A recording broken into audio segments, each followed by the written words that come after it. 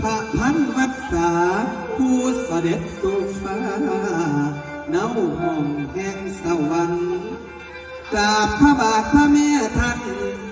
ไว้เหนือเกศเกษาดุสิตตาเมืองแม่นเมืองแม่น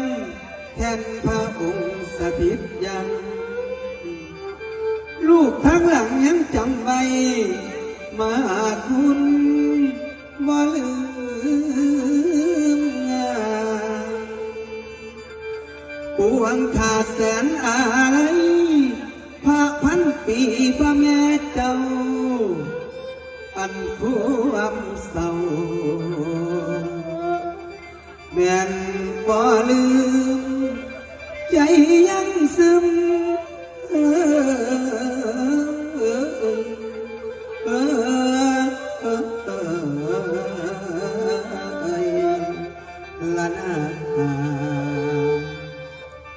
ศิลปินวงเจริญทุกคนครับกับหลังหันครับปวงประชาสำนึกในพระมหากรุณาธิคุณเป็นล้นพ้นอันหาที่สุดมิได้ข้าพระพุทธเจ้า